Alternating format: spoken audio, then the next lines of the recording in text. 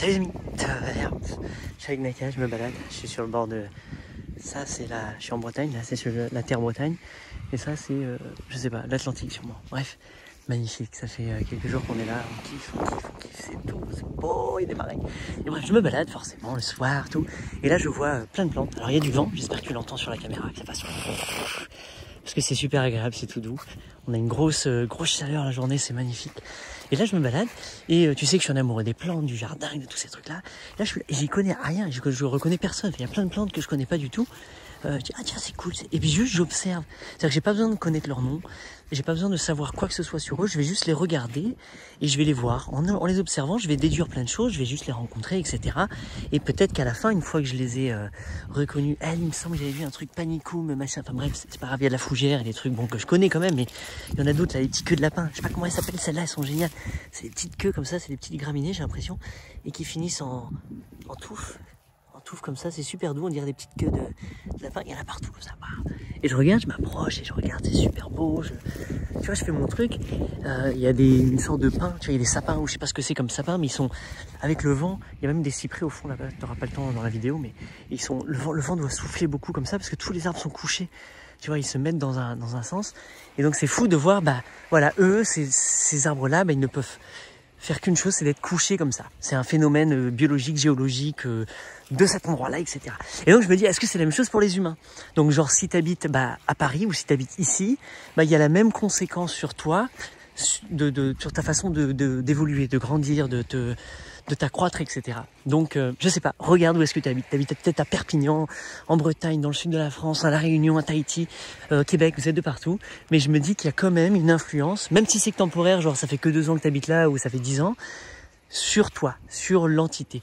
Parce que toutes les plantes, du moins sur toutes les plantes, ça le fait. Ça le fait aussi sur les roches, ça le fait sur le sable, ça le fait sur l'écosystème, sur les oiseaux, etc. Donc je me dis, forcément sur l'humain, ça va être la même chose, quoi.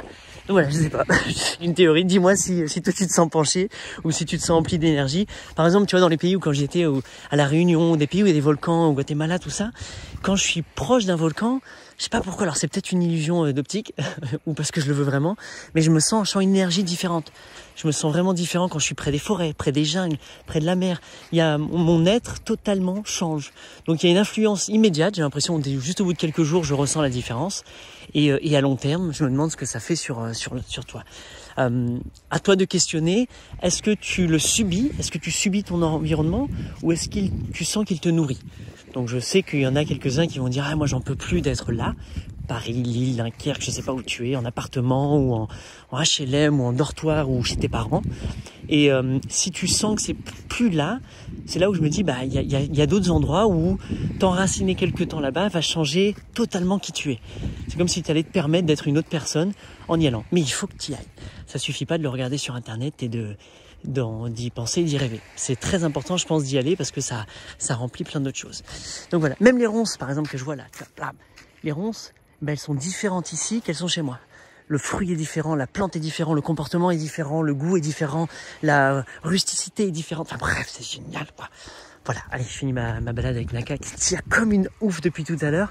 Il y a des lapins là-bas, sur les dunes là-bas et dans les cyprès, il y a plein de lapins et elle est folle. Alors par respect pour les lapins, je la tiens quand même en laisse, même si c'est relou pour moi, j'aime pas tenir ma chienne en laisse, c'est pas un truc que je fais. Je le fais dans les endroits sociaux où il y a du monde. Je suis un concitoyen.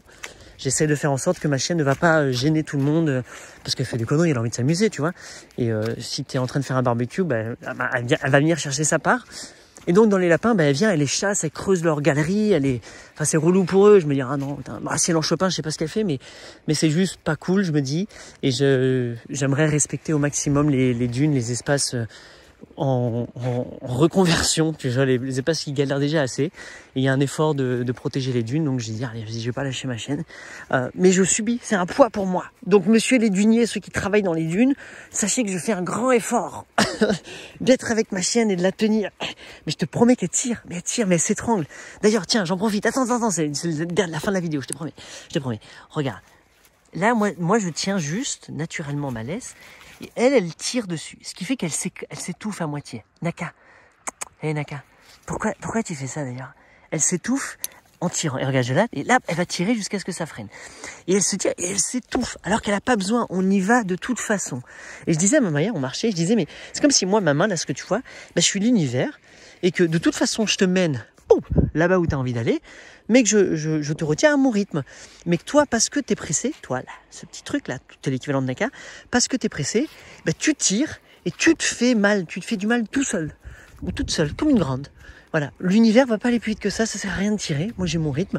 D'ailleurs, l'univers, des fois, il va s'énerver, il va dire arrête de tirer, ça va l'étrangler 2 fois plus. Hey, bon, t'es relou, toi, à tirer, tu vois. L'univers, ça va faire ça, et toi, comme un. Par exemple, c'est un accident, un truc, une maladie, un machin trop bizarre, je sais pas ce qui va se passer, tu vas plus pouvoir. Truc, et tu vas repartir tout doucement, dire ah, c'est vrai, t'avais raison. Et d'un coup, paf, tu vas retirer, bon, sauf si tu trouves un lapin. Tu sais quoi, les lapins? Et tu vas retirer, et tu vas te réétouffer. Et des fois, je te promets, elle fait. Je dis, mais t'es con, mais t'es vraiment couillonne comme ciel ou quoi? Mais c'est ça, voilà, elle peut pas s'empêcher. Elle veut des lapins, elle veut des lapins, elle veut des lapins, elle est pressée d'y être, etc. Donc peut-être que Naka aujourd'hui a un message à t'apporter et te partager, de dire, en fait, ça sert à rien de tirer vachement fort, de pousser, de mettre tout ça, tu sais, à fond.